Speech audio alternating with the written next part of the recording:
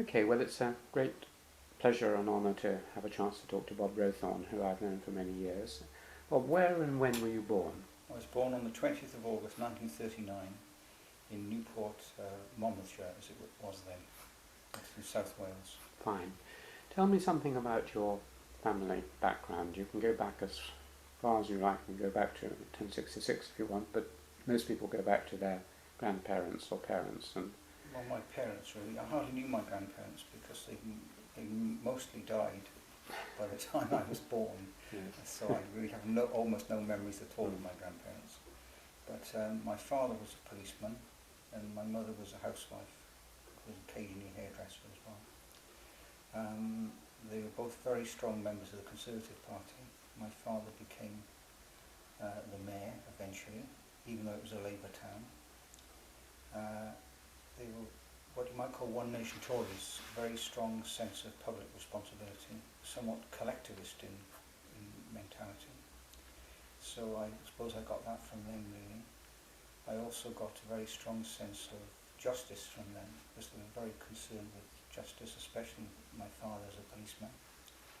And I was brought up through the grammar school system and the Boy Scouts. I would say those are the two biggest influences on me in my youth, both of which were very, very disciplined. Both of them had corporal punishment. Even the Scouts had corporal punishment. Really? What happened? What could you do as a sort of hit you on the hand, I hope it wasn't On the bottom with the ropes in. It hurt quite a lot, but the point was if you were in it for a few years, you ended up doing it to other people as well as having it done to yourself.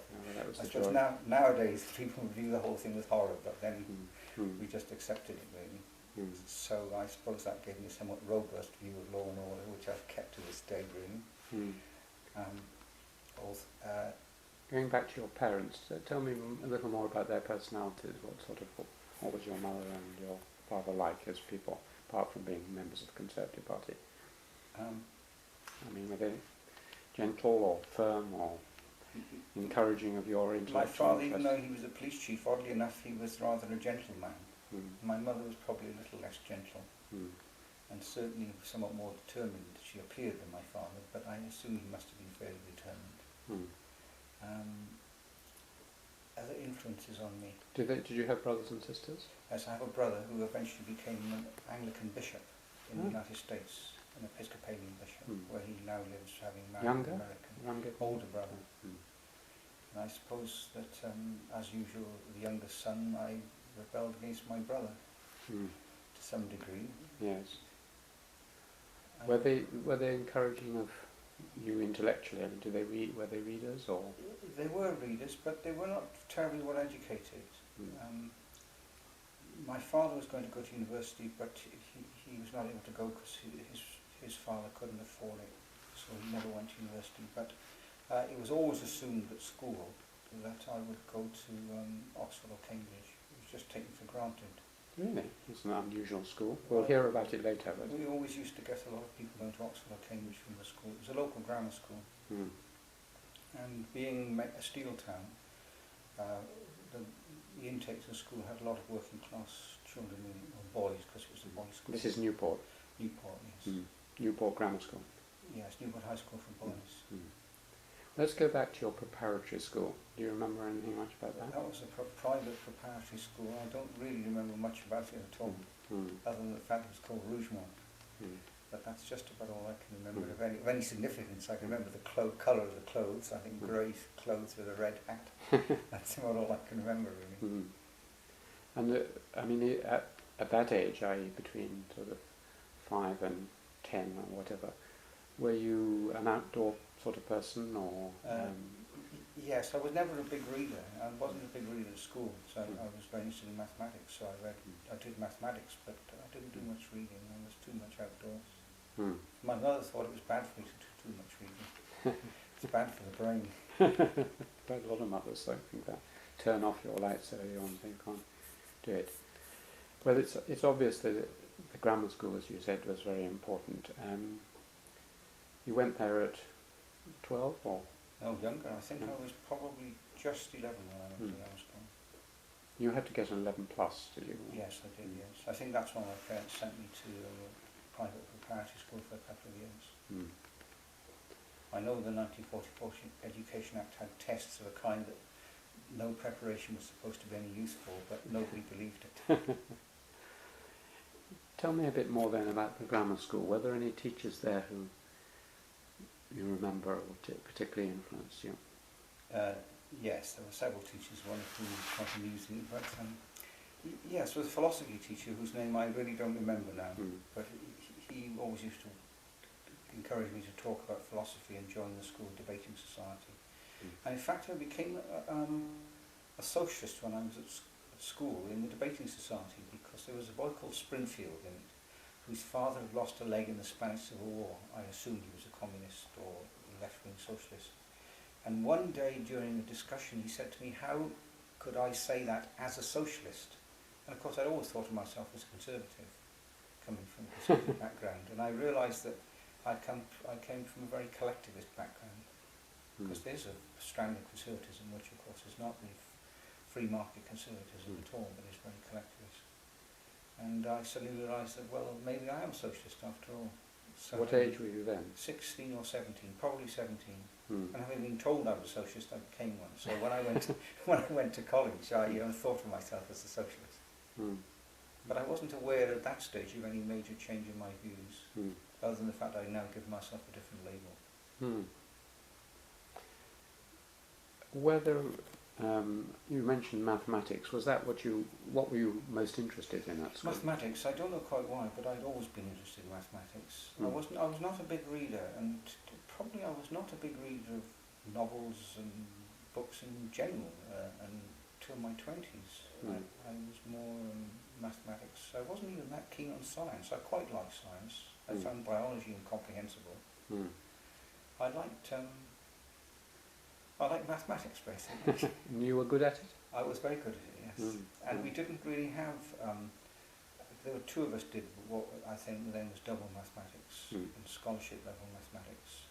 And we didn't have a teacher who would teach us, so the person in charge of mathematics gave us books, and two of us used to study in the stockroom. So I developed my kind of self-education talents there, as it were, because we had very little teaching for mathematics. And you got two A's at advanced maths or whatever it was? Yes. That's interesting. What other hobbies did you have at that stage? I mean, were you interested in sports or games or? I was quite keen on sports, but I was never that good at them. I was one of these enthusiastic triers, more athletics, I guess. And to some degree swimming, but mainly athletics. But I was much more interested in camping and walking and activities like that, which I got from the Scouts. Yes, this is presumably the main time of the Scouts' influence on you, is it? Yes, it is. Well, I left the Scouts when I was 15. I don't know quite why. I just probably outgrew it, really. Why was it so important, do you think? Well, it's like being in a Cambridge or Oxford college. It's a very strong community. And it's also the Scouts in those days were, I think, probably better than today, because they were very disciplined, somewhat military in style. But the point is, you could rise up through the ranks very quickly. So if you stayed in the Scouts up to the age of 15, you'd become at the least the number 2 in a patrol, and possibly patrol leader, or in my case, the troop leader. So you very quickly get positions of responsibility. And in those days, you were given enormous responsibilities. I think at the age of maybe just 14 or 13 3/4 or something of this kind, I was in charge of a patrol of 7, camping alongside a tidal river with nobody else there at all. The scoutmaster came to see us, how we were getting on. You're getting on okay? Yes, fine. You mean you were there for several nights and he would just come once or something? He'd just come once to see how we were getting on, and I just was in charge of them. Gosh. And so we ran ourselves, and it seems to me that was a great thing for a child that age to do, because of course you respond to responsibilities. What about things like music? Were you interested in? I wasn't very interested in music, and it's one of my great regrets, really. I'm not sure I'm very musical, but one never knows, because my parents certainly didn't make any effort whatsoever to introduce me to any form of music. Has it been something you've enjoyed since? To a degree, but looking back at my childhood, the great music thing I remember are hymns, because being a Welsh school, of course, we used to sing hymns in parts. every morning in assembly. They were very good, and that's my main musical memory, really. So you sing, Yeah, or you did sing? To a degree, yes. Yes. But now, do you listen to music? Not that much. You go to the carol services and things like that? Yeah, things like that. Yeah. Do you think being that kind of school influenced your brother to become a bishop later on? Yes, but that was the 50s he became one, when there was a big move. There was a very strong religious revival in the 50s, of which he was a part. Do you have arguments with your brother about religion, or have you? No, not at all. No. I get on fine with my brother. He's in America, which makes things worse. But perhaps it's a moment to ask you about religion. I mean, has it been important in your life, or? Not really. I'm a kind of very loose believer in a thing, since I think there's something in it, as indeed in other religions, probably as well as Christianity. But I'm not a very strong religious person. You never have been. You didn't go through a kind of crisis of faith in your late teens, or anything? No. I go to church, but I wouldn't describe myself as the strongest believer. But I'm not a non-believer, if you see what I mean. Slightly stronger than an agnostic. Slightly. And an Anglican. Yes, but that's probably background, because in my upbringing, church, family, nation, duty, there was a whole set of concepts that were all regarded as virtually identical, or they couldn't be separated. There was an expression of all the other things as well. Yeah. So, were there any other things about your school days that are worth recording? I mean, you knew nothing about economics at that time and had no interest in it. No, I didn't. I think probably something about my school days, I was always a slight outsider in the school. I was strongly a member of it, but never really in the core of it. And I think that may be true about my relationship to institutions in general. That I can't exist without them. I have loyalties to them, but I'm not, oddly enough, I'm not a leader. I tend not to play a leading role in institutions, unless I have to. Then I can do the job, but actually there were 1 or 2 incidents I can remember at school. I remember in my school, prefects could give corporal punishment, which is essentially a gym slipper. Hit people, boys on the bottom, you had to bend over, which wasn't that painful, but it's slightly. And I stopped doing that after about a week and ran the chess club instead. The chess club? Yes. As punishment, or as No. I devoted my energies to running the chess club instead. Was this a point of principle, or you just found I just found I couldn't do it, really, because some boy refused, and when somebody refused, well, I thought, well, there we go.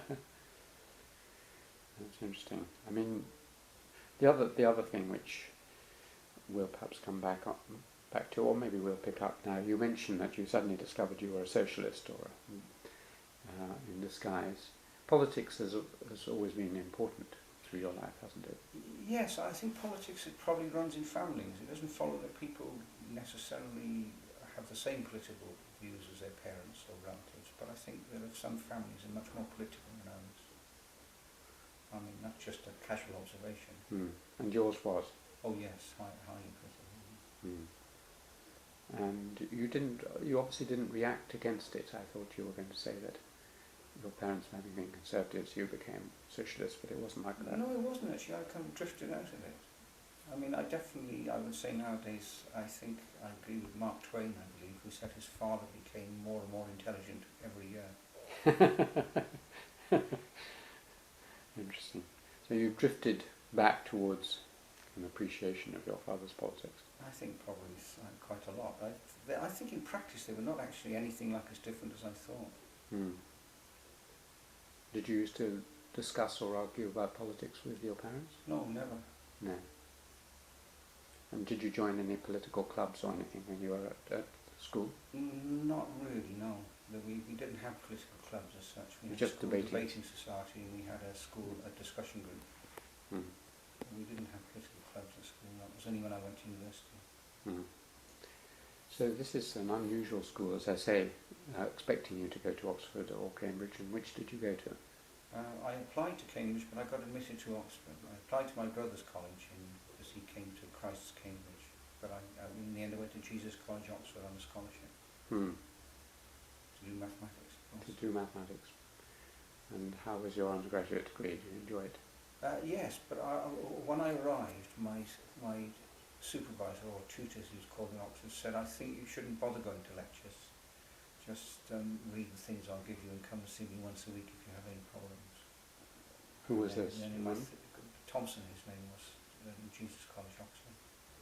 Do you remember his first name? I don't actually know.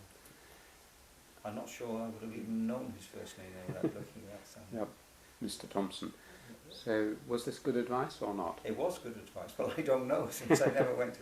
Well, what it has is, it has left me, I'm afraid, that together with my school training, with an inability to listen to lectures. I feel myself shuffling after about 10 minutes. Some people seem to be able to manage for a long time, but I find it very hard. However good they are, it's not a reflection on the quality of the lecture. I'm really used to learning by reading. What effect does it have on your giving of lectures, if you're aware that you would be shuffling after 10 minutes? Well, oddly enough, my lectures used to be very highly rated, but they were always regarded as interesting, but not necessarily brilliantly organised. But successful, pretty highly rated. So you enjoyed giving them, but not listening to them? Yes, that's right. And you did enjoy that? Some people say that's the story of my life. A good talker and not so good at listening. You did enjoy giving lectures? Yes, as long as I had prepared for them properly. Or else not prepared at all. If somebody would ask me to say, could you talk for half an hour on a subject, and I'd say I haven't prepared at all, and the whole audience knew I hadn't prepared, that's no problem, because there's no if you make a mistake in that situation, people forgive you. It's when you're supposed to be prepared and you're not, I think, is the problem. But that must be true of everybody. Well, not everyone. Some people dry up for no preparation.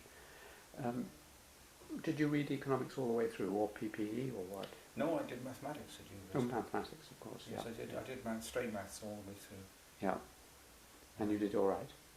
I did very well, yes. You got a first? Yes. I got a First. I got that's my highest achievement, really, probably.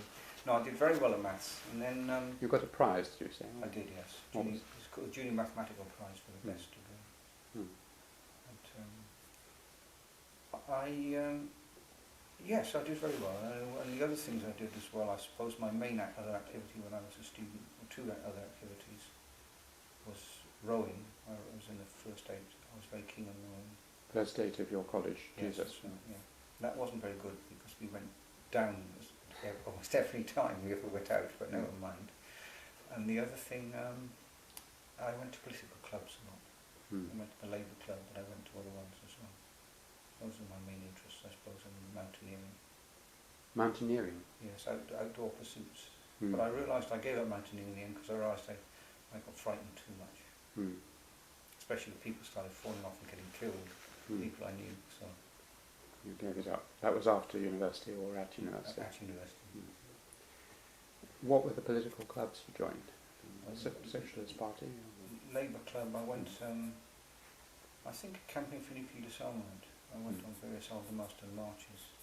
No, I think even in those days I was in favour of nuclear power, so that put me in a small minority of people who seem to think if you're against nuclear weapons, you're against nuclear power as well.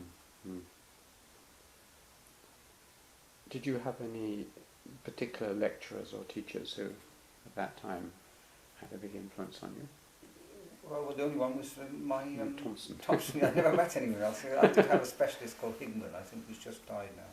Higman? Higman, yes, who was my third year. And then, well, anyway, I think my undergraduate days in Oxford were probably not so important, because then I got a research fellowship in, well, it was a postgraduate fellowship in Berkeley, California, University of California, Berkeley. And I went there to do mathematics, which was not really very successful. And I thought a lot about why it wasn't successful. So then after that, eventually I switched to economics. And I think the reason it wasn't is that when I did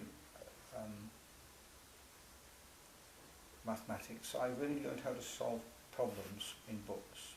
And if you do read a textbook, you know there's an answer to the questions they set you. They give a question, and the question is always on the basis of what you've already learned.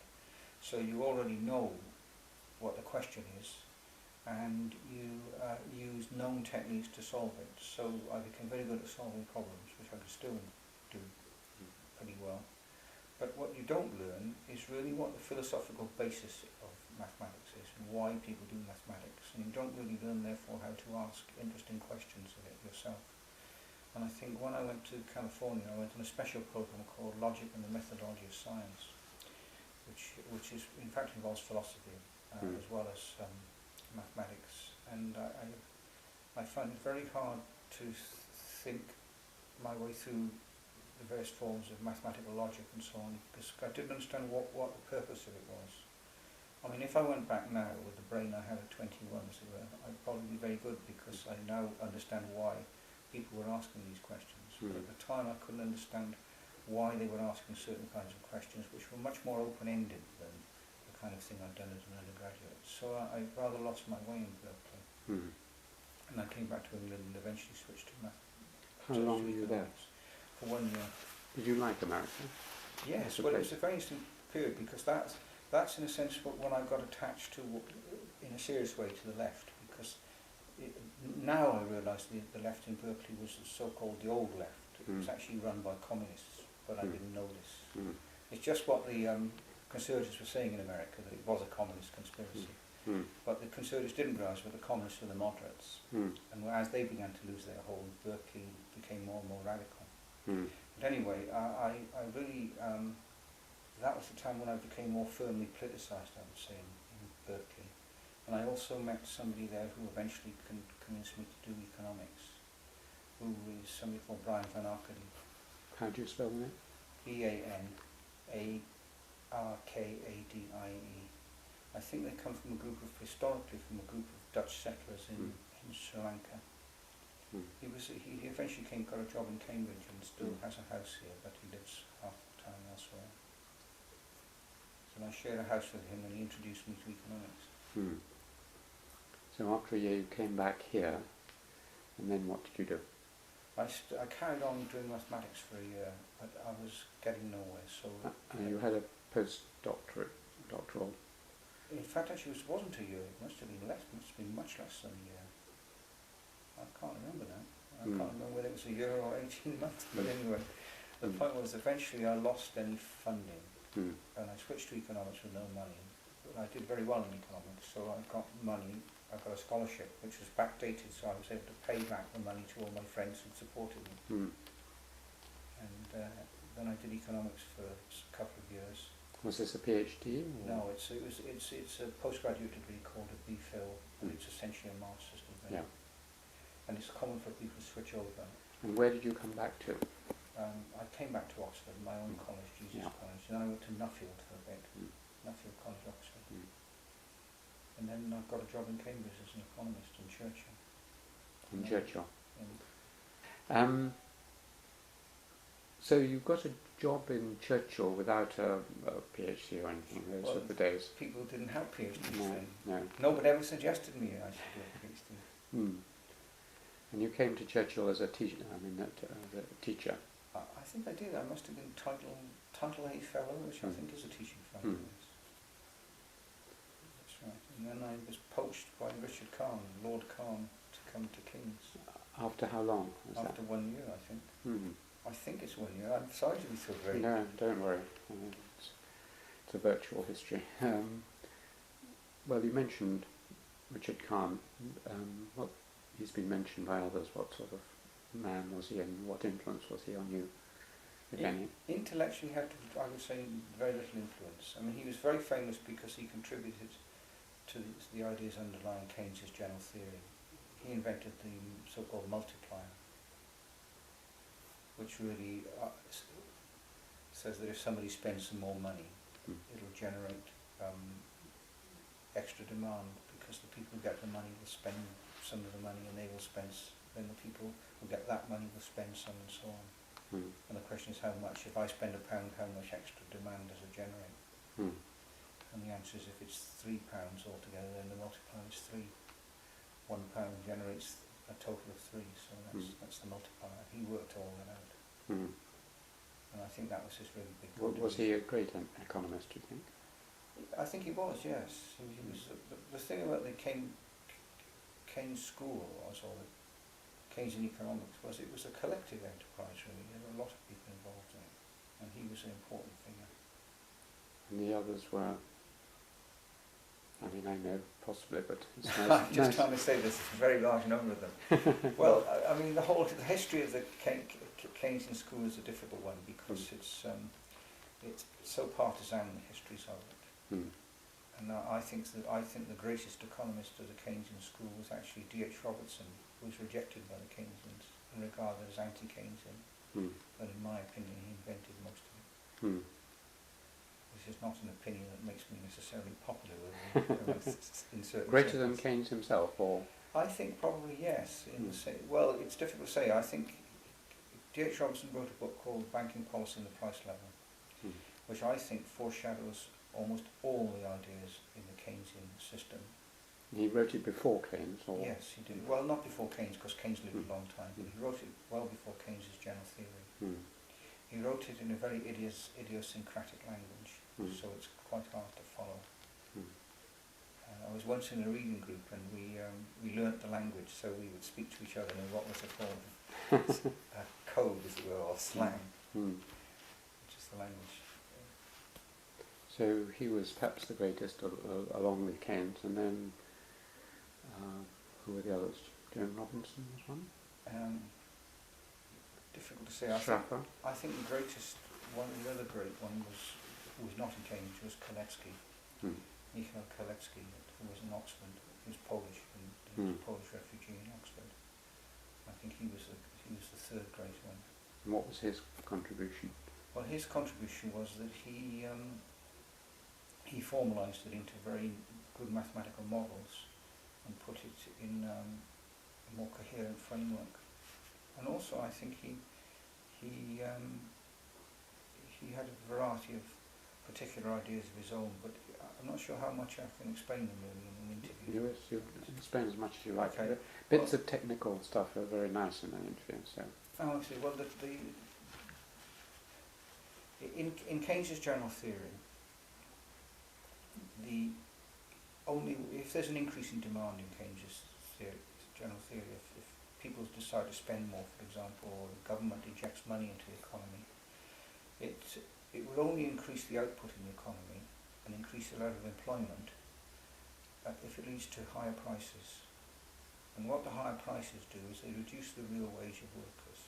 So essentially, what happens is that, say, the government spends money, this pushes up the price level, reduces the real wages, the money wages stay the same, so the prices become higher, and firms produce more because it's now more profitable.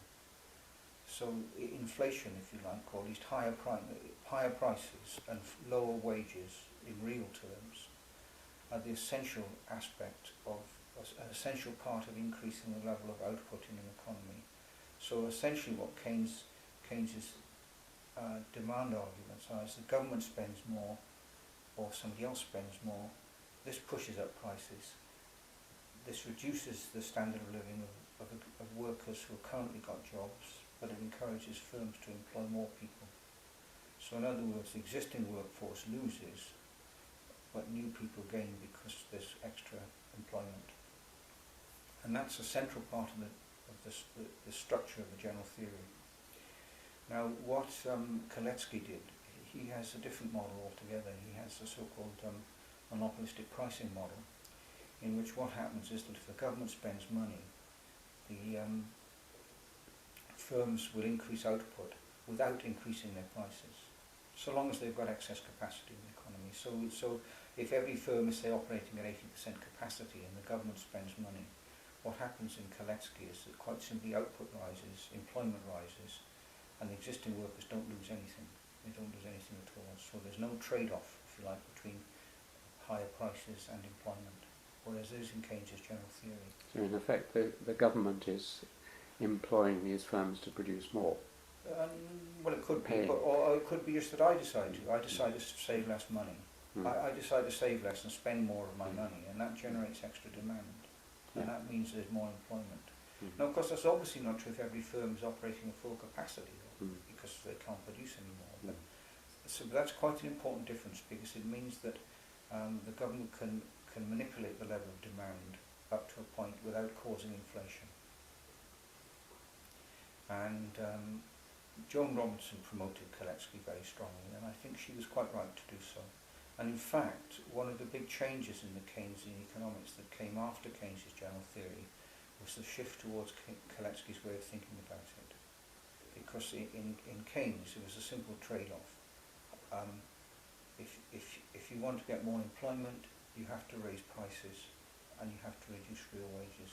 That's not true in later followers of Keynes. And the intellectual basis was really laid out partly by Kalecki, but also earlier by Joan Robinson in her stuff on monopoly pricing. And that, I think, was her great contribution, was much earlier, not all the later stuff she did. Did you know her? I did, yes. Yes, I did.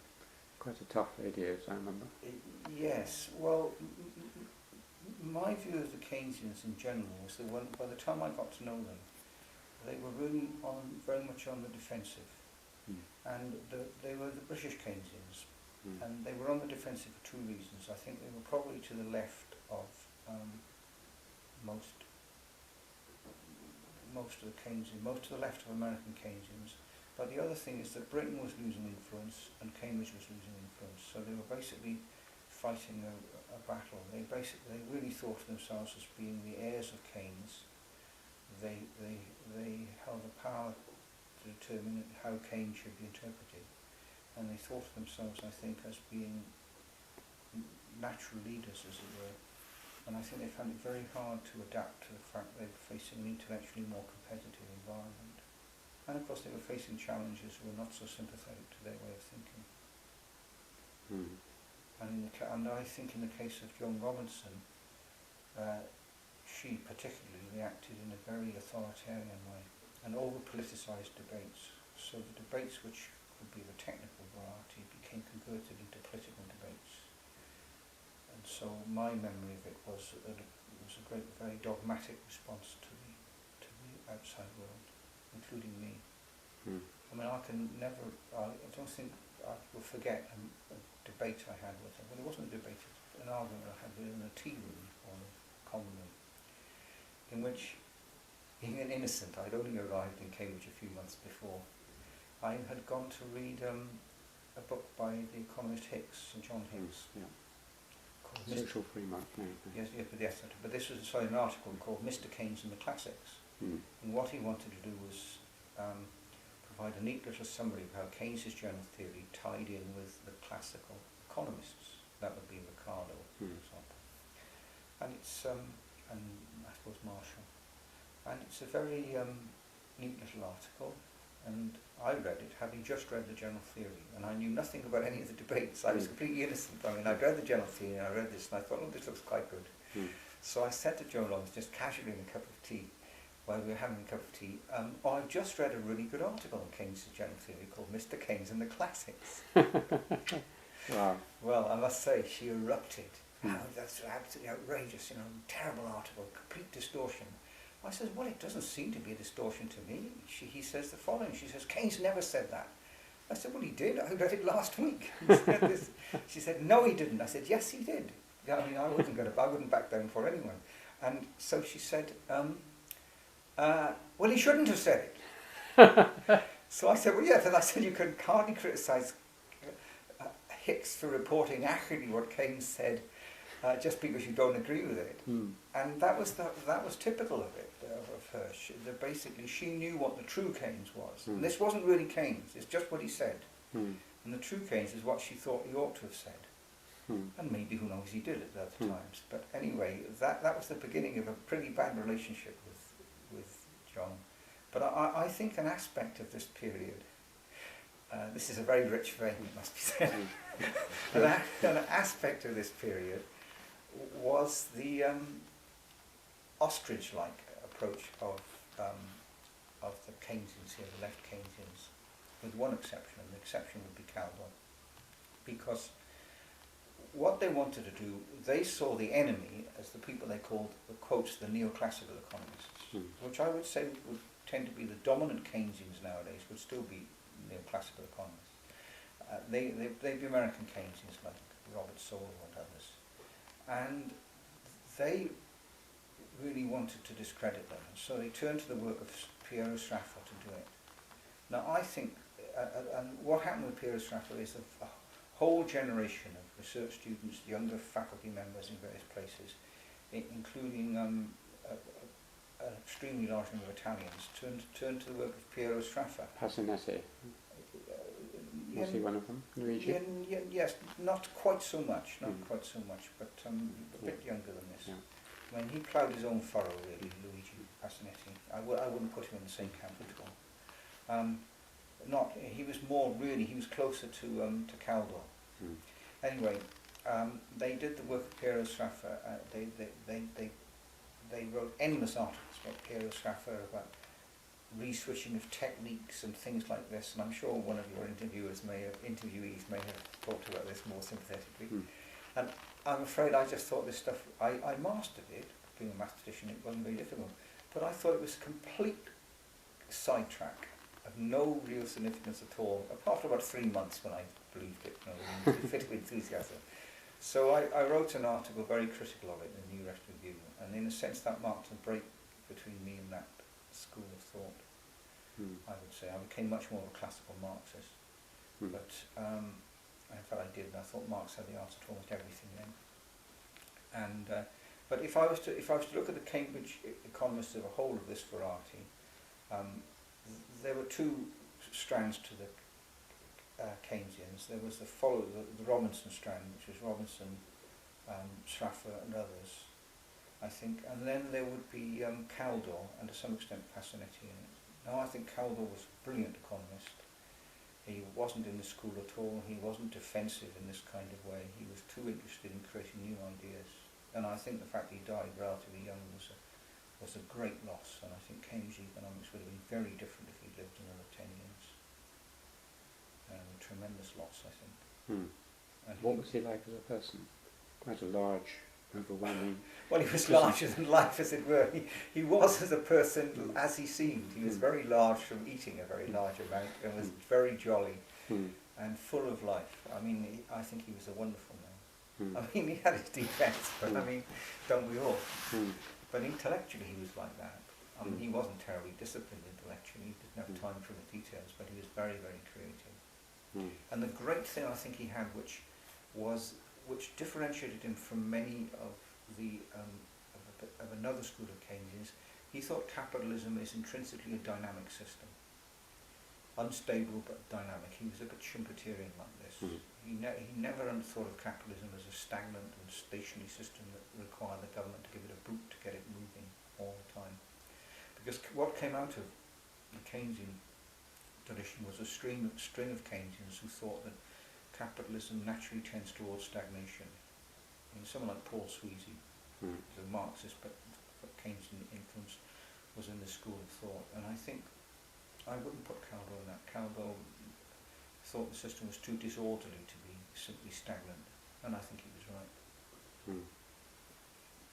You mentioned Sweezy as a Marxist, and it's not really what Marx thought, that it would lead to stagnation, as you say, but you also mentioned yourself as someone who is a Marxist economist. When did you read Marx deeply, or did he influence you? At what stage? He did. I'm trying to think when he did. I think probably in the later 60s. We had, of course, as everyone did then, we had a Capital reading group, and we read Marx's Capital at great length. I mean, I still think Marx's biggest mistake was to believe there's an alternative to capitalism. Well, he's put it, that's too general a statement, because there are different forms of capitalism, there are different roles for the state, but I think his biggest mistake was to overemphasize the role of human rationality, what human beings can consciously understand, that somehow we would be able to plan a highly complex world economy in a coherent and rational way, knowing everything about it. No, I think this is a pure fantasy. I mean, I think that, as the Bible says, we see through a glass darkly. In other words, we have individual schools are very, very limited, and what they can do, even what they can understand as a collectivity so they can all perceive it, is very limited. I mean, you can add together their own individual bits of knowledge. The market aggregates these pieces of individual knowledge to produce a coherent outcome, and you can accumulate wisdom from the past in books and things like this. But I think what can be known is always very limited in nature. And I think the notion you can plan the totality of the world economy, I think, is absolute rubbish. And I think that was Marx's biggest mistake. On the other hand, his analysis of capitalism in many ways is absolutely brilliant, I think. And in fact lives on today, but of course unrecognised, because if an idea is really good, even your enemies will eventually take it up, which is what's actually happened. I mean, quite a lot of things in modern economics, whether you can trace them back to Marx or not is difficult to say, because every historian of thought will tell you that no one ever has an original idea. They can always find somebody else who perceives them. But I think Marx has had a great influence, and I got very interested in Marx in the late 60s, and I gave lectures on Marx for many years. Do you think his over-optimism about human rationality was the way in which we can see through that now is made easier for us after the experience of the Soviet Union and other experiments in trying to carry out his prescriptions? Yes, I do. I think there are great events in history which helped promote Marxist ideas, and others which did the opposite. The First World War, I think, was a very central thing for leading to widespread belief in the possibilities of central planning, because of what's called war socialism. That in wartime, the objectives of the society are relatively limited, and large amounts of desires that people have are pushed aside, and things are focused on a rather limited number of objectives, like more weapons, more this, that and the other. And these are things which the state can often do quite effectively. And I think the First World War demonstrated, especially in Britain, the power of the state, if it really put its mind to things, what it can actually achieve. And I think that gave quite a boost to the ideas of socialism, or planning, central planning. And I think the 20s in Russia did that, but that's too considerably because people didn't actually know what was happening. Or if they did know, they chose not to see. If they were presented with the evidence, they chose not to see it. I mean, now when we look back at the 20s and 30s in Russia, for example, we can actually see the enormous cost there was in Soviet planning. I mean, it's true that they did have some great achievements as well, but at phenomenal cost.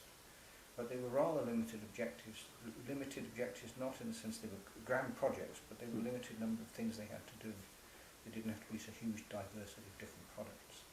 And I think that communism, in the sense of central planning, has worked best when it's focused on a rather small number of objectives, which take priority over others. And it doesn't mean it doesn't do them, it doesn't very efficiently, because there's often enormous waste in it. It's just the waste takes the form of human suffering, which is not expressed very much. But I mean, it's a history of great achievement, but it's a great achievement in the sense that empires have always been great achievements, often at great human cost.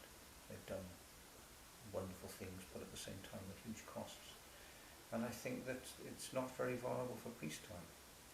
That's the first thing. And the second thing is that I think that it wasn't just the failures of communism. I think essentially the failures of planning occurred when the planned societies moved towards the technological frontier.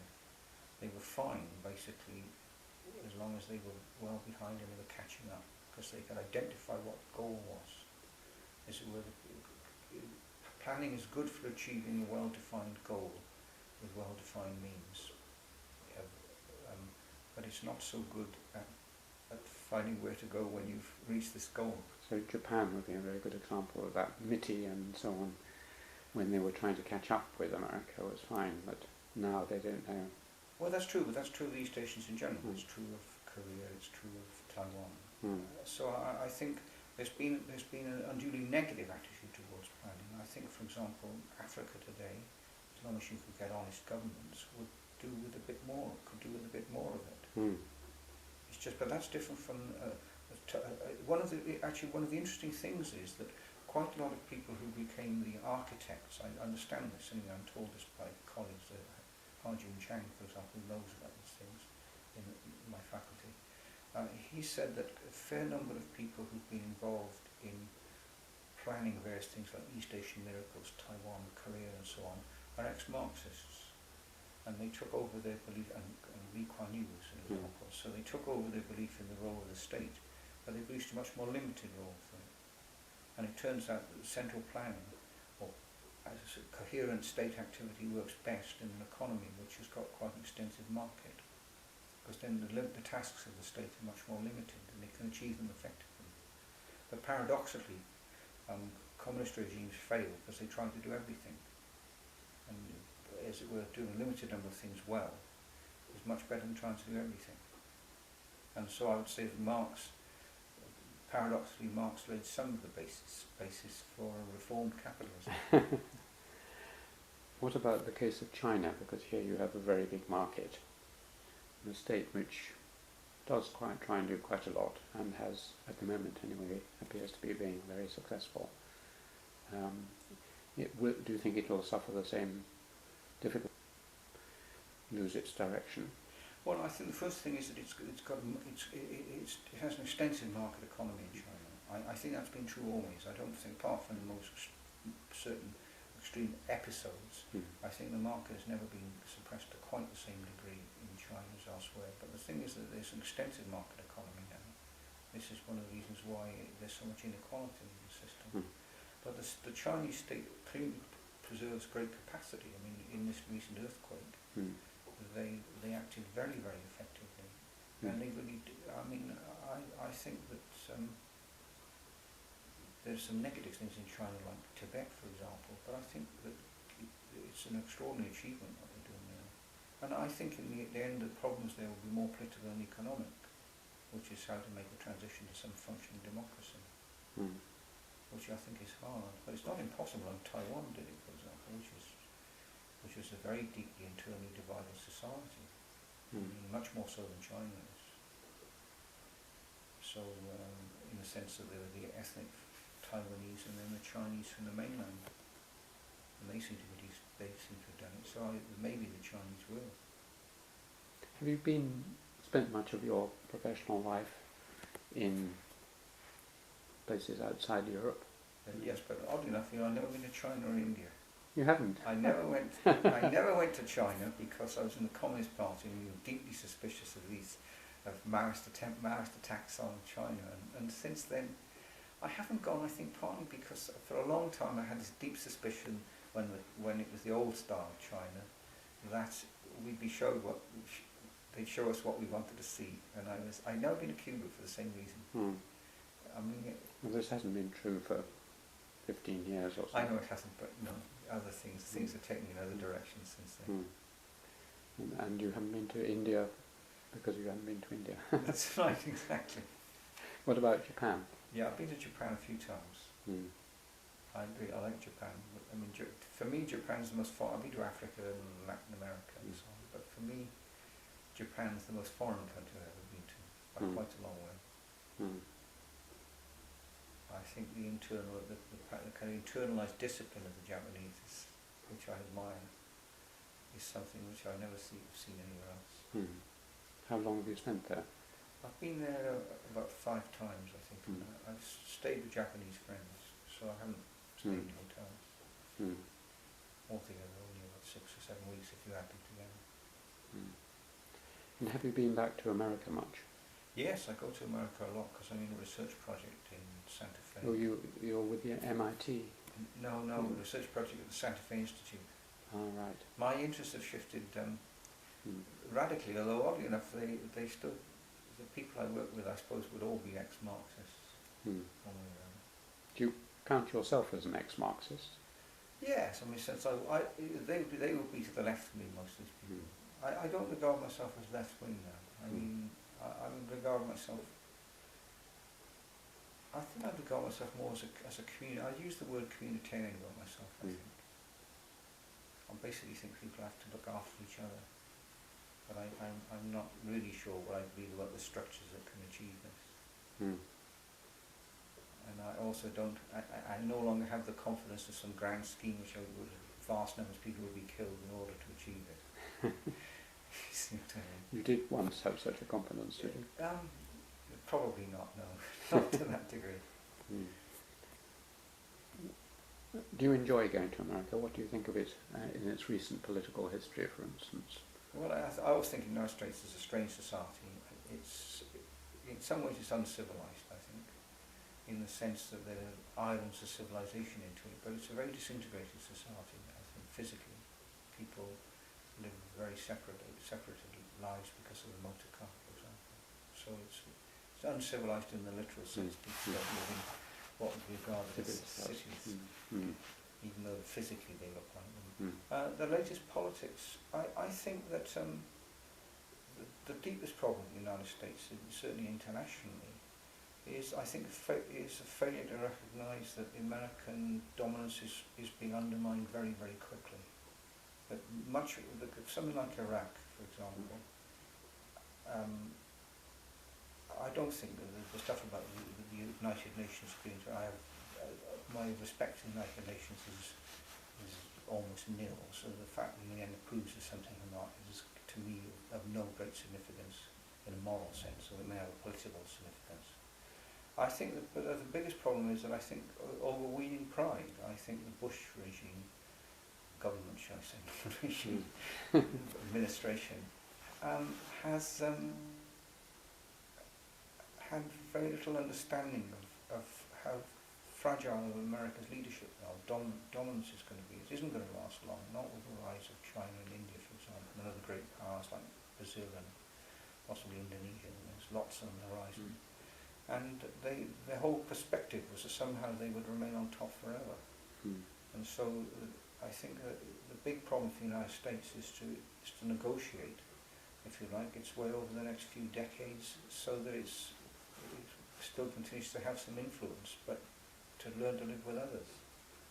Which is not very easy, after all. Britain's faced this problem. I was going to say, their famous remarks about with no empire and no rule, or whatever the remark is. Same sort of problem, which happened to us very quickly. It'll happen more slowly to the United States because its population is much bigger and growing. I mean, we'll have half. But even so, I think that would be my greatest criticism. I mean, people say, all right, the war in Iraq cost 700,000 lives. Well, I mean, that's a tragedy in personal terms. But on the grand scale of world politics, that's not very much if you consider the millions and millions killed in the Second World War and the First World War. I think that it's more that the US behaved in Iraq as if somehow they not only ruled the world, but they continue doing so.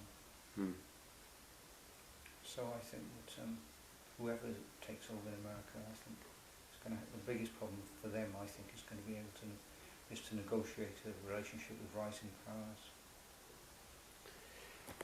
Let's go back to Kings, who came here.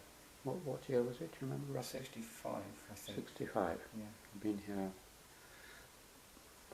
6 years longer than I have. Well, off and on. You see, because when I was in King's, I left King's after a time because I had an argument with the then Director of Studies, Robin Maris. Oh yes. Who said I was lazy and didn't turn up and do my teaching, and I wasn't organised. So I said that there was some truth in this. But it wasn't entirely untrue because the same complaints could be made about him. But so I left college in a certain under a slight cloud, and then I eventually. When did you leave? Early 70s, something like 70s. So I think we overlapped a bit when I was at Yale. Yeah, that's right. And so then I carried on in the economics faculty, and then when I got made a professor there, I got offered a professorial fellowship. So when did you come back? 12 years ago, approximately. Something like that. As you notice, I'm not very good on dates. Yeah. So you were away quite a long time. Oh, I was, yeah. And did you miss the college? I did. I missed it more as time went by, really. I used to come in for lunch, because I bought my lunch here, so I was a semi-member of the college for quite a long time, you see. Long before, for much longer than I was a fellow. What do you, I mean, I've asked a lot of people whether they think that collegiate system has been helpful or a hindrance to their research and work and academic achievements in Cambridge? What is your feeling about it? Very positive for me, because especially the second time round, because I've met a lot of people. In the last 15 years, a lot of my work has been done on things related to biology, evolution, things like this. Less than 15 publications, probably about 7 publications, but thinking. And that's really come out of meeting people in Kings, especially at dinner, actually. Robert Foley, for example, Chris Gilligan. Robert Foley is a biological anthropologist, Chris Gilligan is a biologist. I've worked with them, and that's been straightforwardly the result of meeting people. And I'm very interested in philosophical issues, so I have a very good time here, because there are lots of philosophers here. And indeed, I've talked to you about anthropological issues. You have indeed. We've corresponded on it. I mean, do you feel that having a kind of fellowship, an equality at that level, plus a certain amount of alcohol, has made it easier to leap across disciplinary boundaries? Oh yes, I think that to an enormous degree. Elsewhere people spend a huge amount of effort trying to encourage cross-disciplinary communication, which takes place, I think, effortlessly here. I mean, I think colleges are very good institutions, quite apart from students, who are an important part of them. But I think they're very good things, because they're not the place for careerism. I mean, there are a few college people who always make their careers in college, but the point is that typically whatever subject you work in, there's a very small number of you in the college. So if you communicate with other people in the college, it tends to be on the ground of interest, not on the ground, in the sense you're interested in the ideas, it's not a simple career move. It's less instrumental, I think. That's my experience anyway. I mean, I don't really know what others experience. Well, many had said similar things. Meeting at dinner and then getting into a collaboration like Pat and... and of course Pat's had a big influence on me as well, Pat Bateson. Ah, right. Well, but actually, other, I mean, over the years, who have been among the fellowship, obviously at the beginning some economists, but have become friends and colleagues? Your closest one, Pat, you mentioned, and Chris. And Pat Bateson, Chris Gilligan, Robert Foley. I would guess those would be the three closest. And also Jim Trevithick, because we're both economists and we share being directors of studies. Do you find undergraduate teaching, you obviously at the beginning found, at least Robin found that you weren't doing what you were meant to be doing or thought you would have, but have you found having to supervise undergraduates or PhD students helpful in your work? Or? Well, meeting undergraduates, their comment was always about in my early days that I gave brilliant supervisions when I turned up, but that they seem to think I did okay. I mean, postgraduates, yeah, sure. I mean, my main collaborator at the moment is an ex-postgraduate student of mine, PhD student. There's a group of 3 of us. We're working on evolutionary models. And the 3rd member is his ex-PhD student, so I'm the grandfather, as it were. And I would never... In fact, the best things I would say I've done intellectually were 2 things. I did a course on institutional economics. It's a postgraduate course, a specialist course. So I always worked on the principle I'd do anything I wanted to do. So if I wanted to do some biology, I'd do biology in it. If I wanted to do something else, I'd do something law in it. And economics, I'd do law and economics that term. But it was always very successful, extremely successful. And no one tried to stop you? Oh no, the economics faculty is not like that. I mean, the people might kill each other, but intellectually they're quite tolerant. I mean, many people don't like the economics faculty because they think it's been too conflictual historically. But I must say, by and large, I'm quite fond of it. My negative side towards it would be really, I think that when I broke with the Straffians, I became too isolated. I didn't have enough people to collaborate with there. So my work suffered, I think, over the years by not being in a very well-defined intellectual environment. But I still look back at it fondly. But anyway, the one thing was my course in institutional economics, which I think was very successful. I'm thinking of reviving it in the coming year, even though I'm no longer a professor at the faculty. I'm a so-called emeritus professor. But I'm not sure. It might be too big a commitment.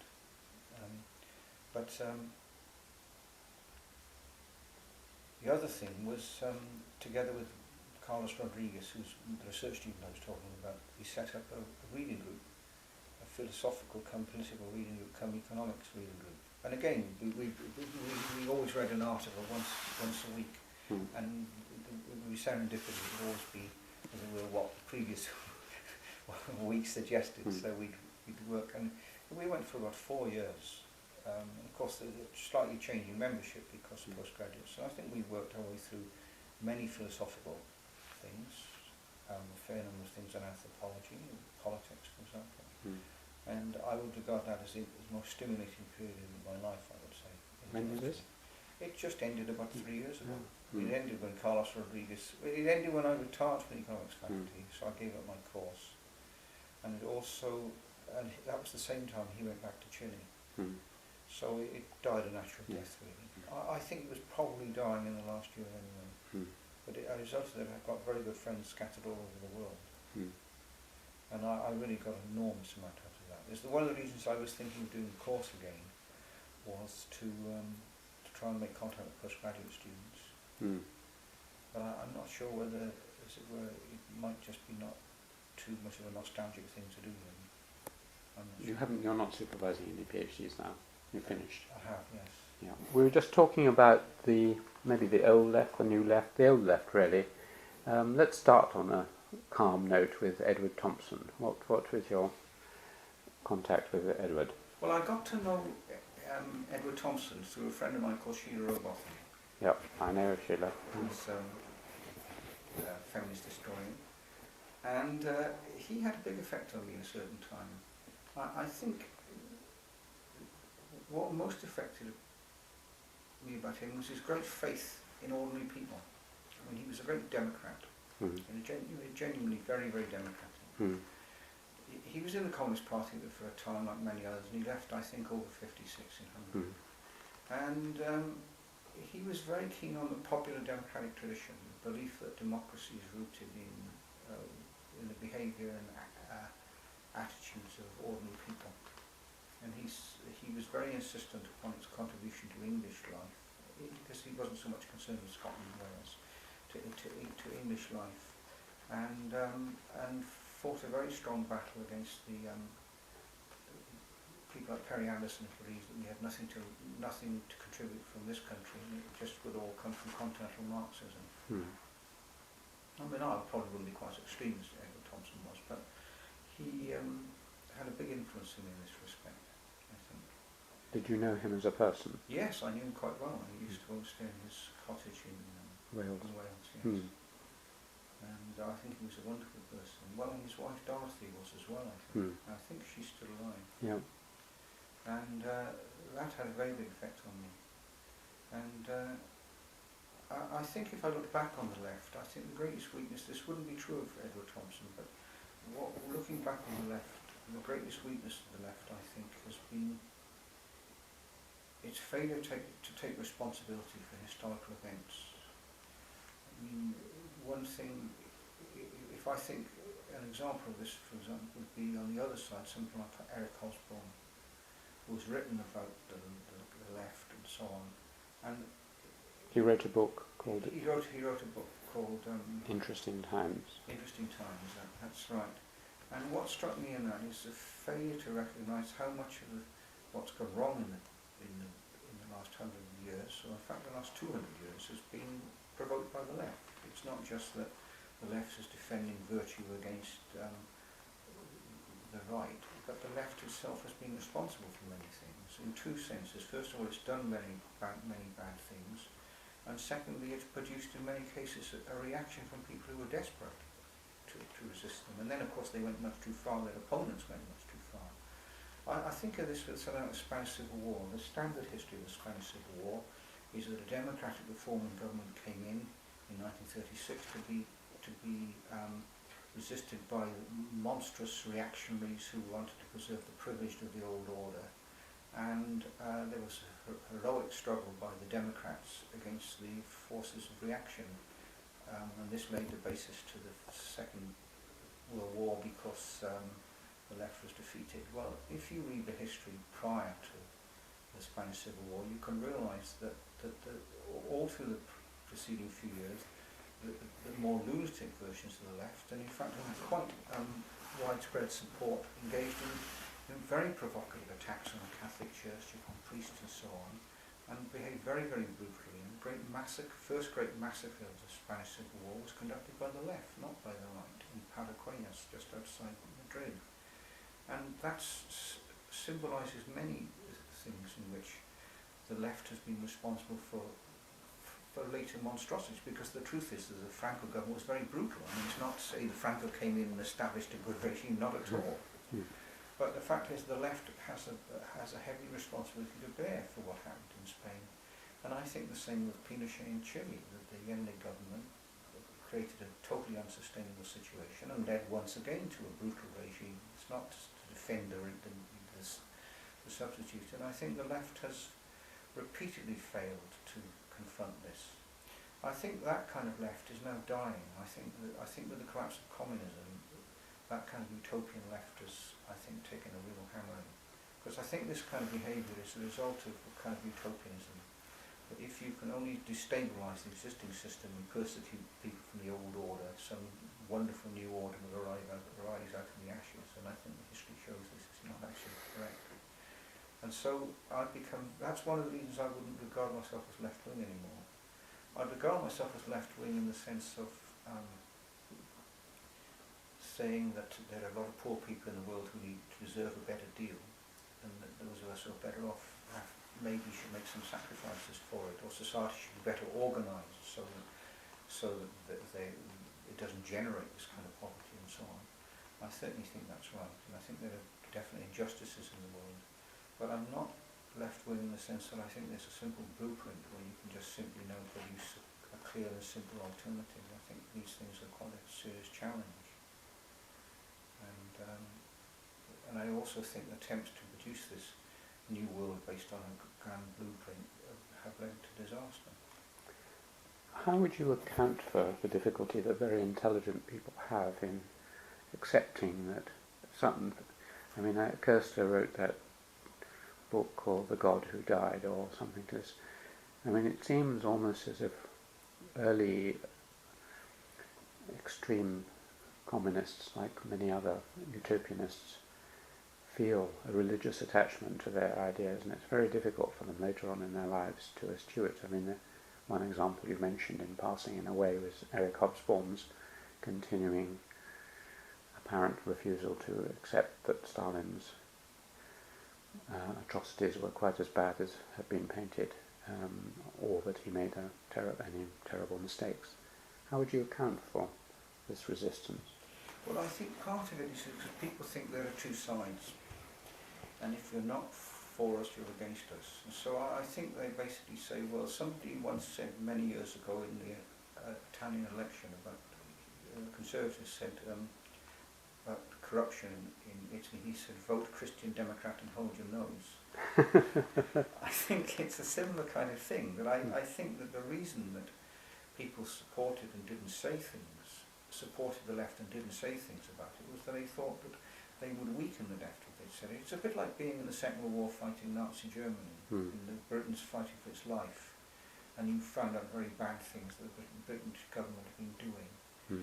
You'd face the problem. You'd say, well, look, if we publicise this, it'll weaken us, and maybe we'll lose as a result, and it'll be worse. So better shut up, keep my mouth shut. And you can see how this would occur during the time, but now, I mean, Stalin was a long time ago.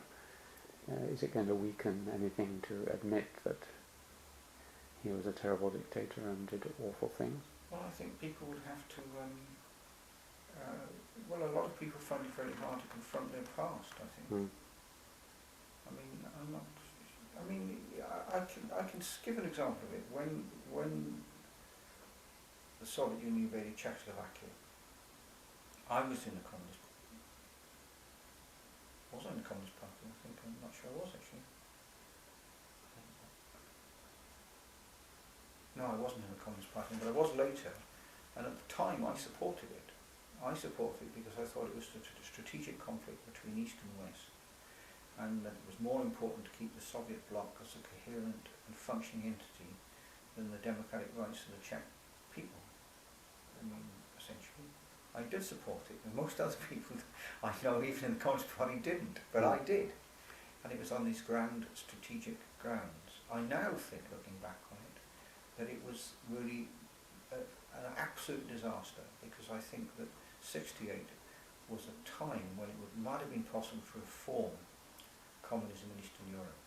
I think it would have become some form of capitalism in the end, but it would have happened without all the failings that occurred in the transition after 1990,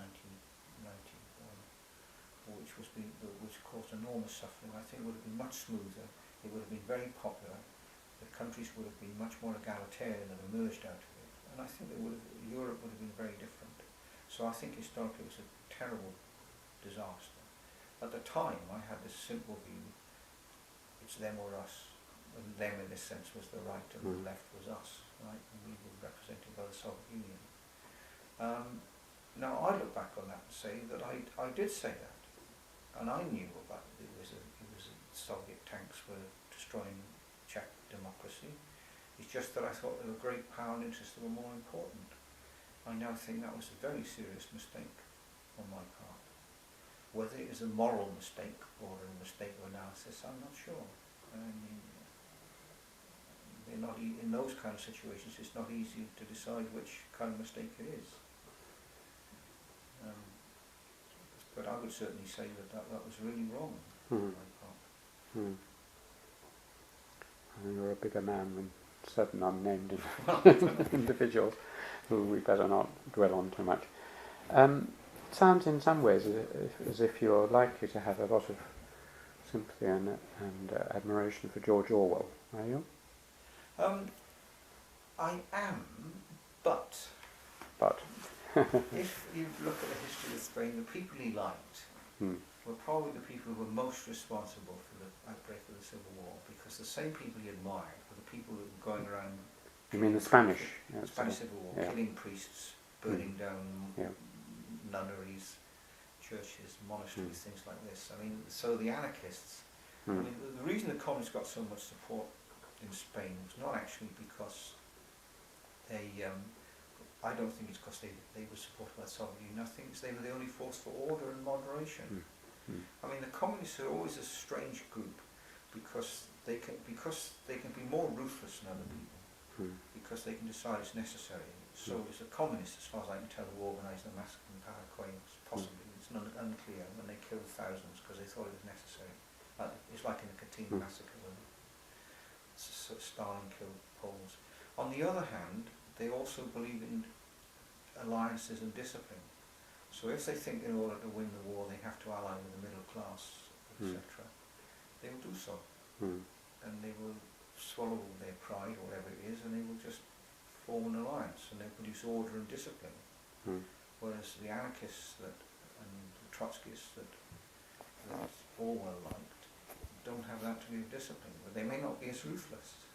This is where you disagree with him on his homage to Catalonia stuff, that period. But the fact that he started off very sympathetic in that way, but his later, not recantation, but reorientation through his life and his later novels and so on, which show the dangers of totalitarian systems and so on so well, you presumably like. Yes, well, I think 1984 is an excellent book like this, because I think more than Animal Farm, I think 1980, because Animal Farm was really about communists. 1984 is very good because my son, who read it when he was, I think, just finishing off at sixth form in school, really brought to me. He said the thing which had most effect on him was Newspeak, which was a language which was unusual for languages because its vocabulary was always diminishing. And the thing is that this way of thinking, which is a kind of communist way of thinking, well, Stalin's way you might call it, but that's a bit unkind to Stalin, really. it's a bit wider than communist starting, is actually true of social democracy. I mean, we have the same thing today in a more limited way with the Labour Party, for example, that some things are not sayable, some things are not thinkable. I think you see it amongst American liberals and so on, which is very hostile to the notion of free speech and free discussion. The notion that enlightened people can determine what the parameters of debate are. And enlightened people is always, of course, us. Yes. So, I mean, I've got terribly disillusioned with the whole concept of enlightenment because it contains with it the notion that individuals somehow have a privileged view of the world, and it's always used as a term to support those who believe a particular thing, that they're enlightened and the others are not. What I would like to just return to for the end bit is for you to talk a little bit more about your own work. I mean, you've worked on labour organisation, equality, industrialisation, you've been an advisor to many government bodies and so on. If you had to sort of select out what you think has been your major theoretical or methodological contributions in economics, what would you... Yes. Well, things I've worked on almost everything in economics, being a bit of a dilettante by nature, but it's also because I've just worked for a very long time, and I get bored with the same thing, doing the same thing forever. I would say one of the best pieces I did was in 1977, following the first oil shock, which was a theoretical analysis of the inflationary process, and essentially it's argued that the consequences of things like the oil shock, for example, would eventually be to cause unemployment. It would provoke an economic crisis that ended up in unemployment. I think that was a good article. It was intellectually the forerunner of what became in Europe the dominant way of thinking about inflation for a very long time. It happened to be true. I mean, your predictions came down. Yes, I think it was, yes. I mean, I think the first was for quite widely accepted reasons. I think that, I would regard that was one of my best pieces. Second, I think the stuff I did on the decline of manufacturing industry, deindustrialisation, because that was a very early work saying it was an inevitable feature of advanced economies. At the time, people weren't saying that. But you seem to have changed your mind, because the account I've read of it, a very brief account, suggested that you thought that not only was it inevitable, but probably welcome at first, to a certain extent, but now you believe that we've gone too far and that we've deindustrialised too far. Yes, I do, yes, exactly right. It's a bit like saying somebody's overweight, they've got to have a diet, and the next thing they look anorexic. That's absolutely right. I think that is the rule. We overshot by much too much, yes, that's right. So now I'd be associated with somebody who thinks we need a bigger manufacturing sector, and then these people say, oh, that's just old-fashioned, why do you believe that? And you should move with the times. Then I have to point out to them our first major work on the opposite side. Yeah, sure. Those are two. Now, the interesting question is, why did I think the decline of manufacturing was important? Because many economists say, who cares about these things? Well, I think it was partly to do with economics, but it was partly because I come from a steel town, steel and docks, and for me, I was brought up in the industrial world, and for me, a proper job was an industrial job. And so it was the great transformation of the society was interest to me. So it wasn't simply to do with the economics of it. It was to do with the fact there was a big social transformation going on. But I think I underestimated enormously how hard it would be to move to an alternative service economy which would generate decent jobs for people. Because one of the characteristics of most service economies is they're more inegalitarian than industrial economies. The middle is small, as it were. The working class disappears to a certain extent.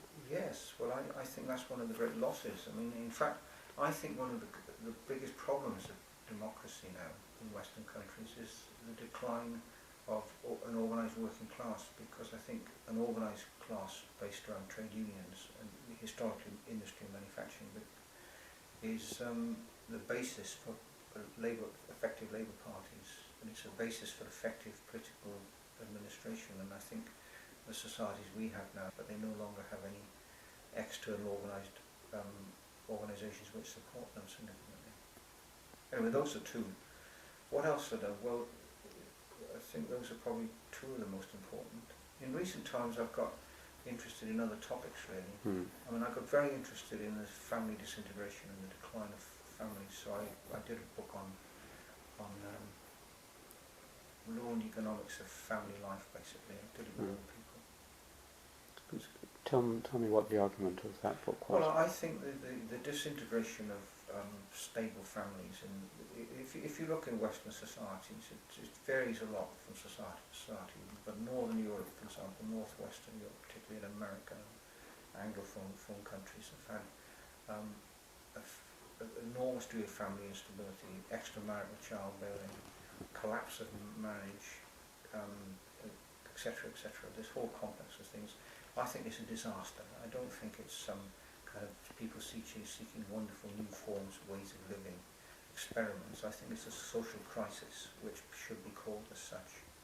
And the causes of it are quite complex, I think.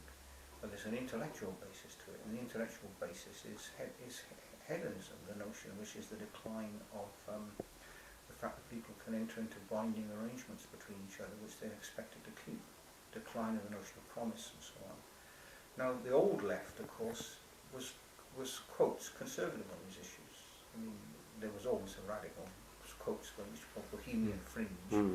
But in my time in the Communist Party, you can't imagine anybody more conservative over these things than working class communists.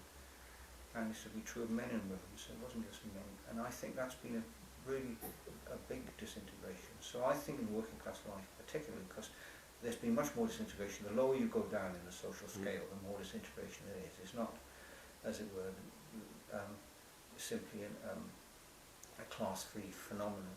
The combination of disintegrated institutions, like trade unions, and fragmentation of family life, I think is responsible for the big social disorders in degree of social disorder. I don't mean just, when I mean social disorder, I mean fragmentation. I don't mean simply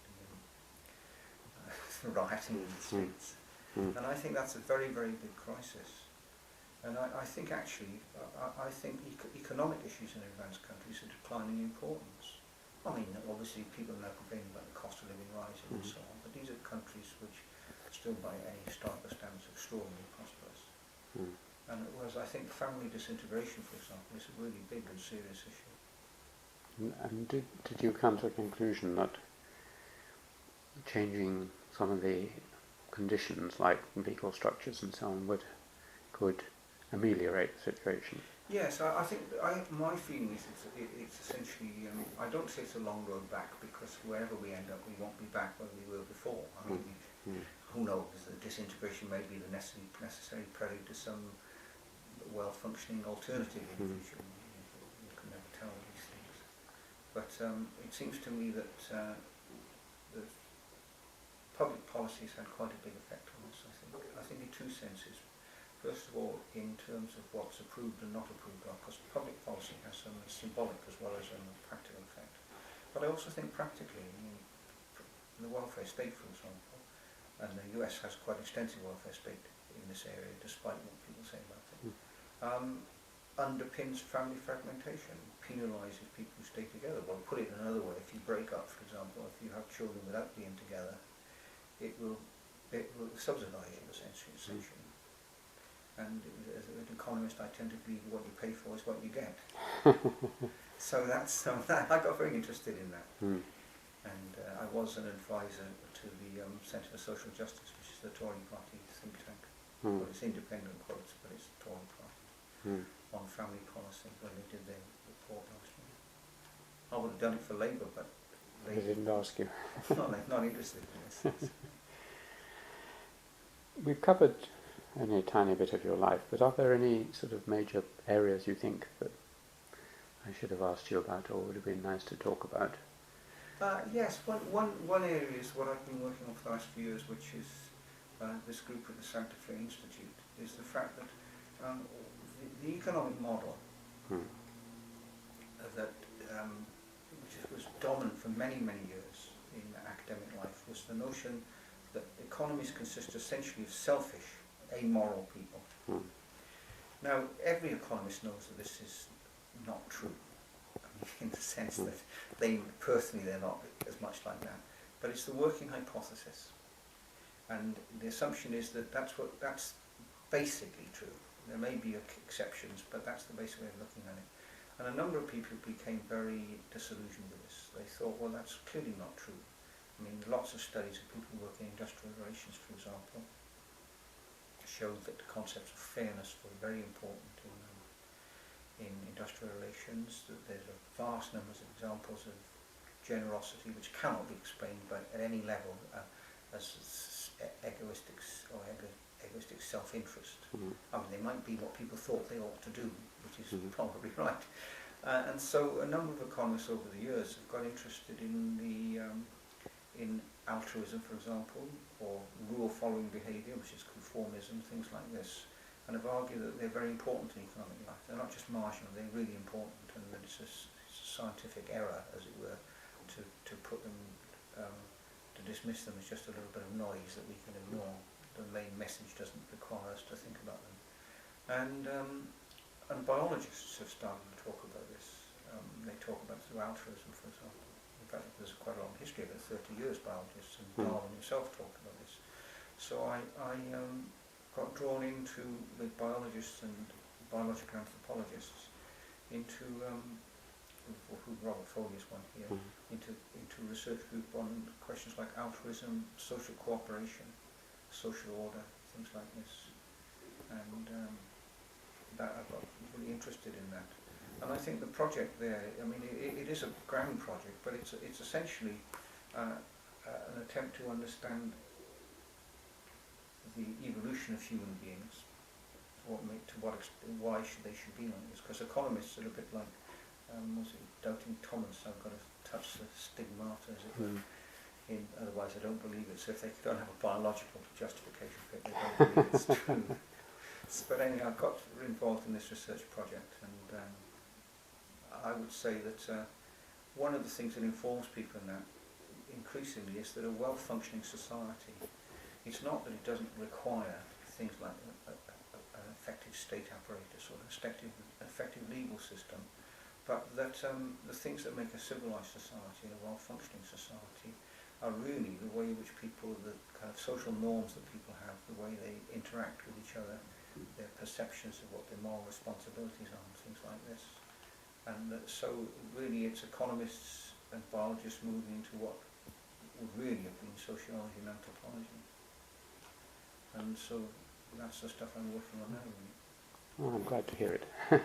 I mean, in some ways it's ironic that the man who started it all, to a certain extent, was quite aware of the double nature of human beings. I mean, The Theory of Moral Sentiments by Adam Smith is a wonderful book, and because it says we are driven by two great passions, self-love and social love, and that both of them, approbation of others through kindness and morality, and the desire to maximize our opportunities, are equally powerful passions in human beings, and they are nearly always balanced. And it may be that the shopkeeper won't sell you things because he's kind, but there are many other aspects of our lives which are ruled by a desire to be loved.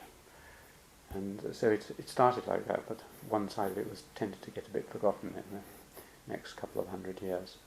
Yes, but I think Adam Smith regarded the theory of moral sentiments as his most important book. I think it wasn't just that it was The Wealth of Nations. I actually think he thought it was more important than Wealth of Nations. I think it's a fantastic book. I do too. But also Darwin, because Darwin's Descent of Man, not the origin of species, but the descent of man, is full of things about the evolution of altruism, things being good for the group, for example. And in fact, I mean, what work have I done personally on this? Well, I've done an article, oddly enough, in the Journal of Theoretical Biology on population genetics about the evolution of altruism, and also work on group selection models, which is combine genetic and social evolution.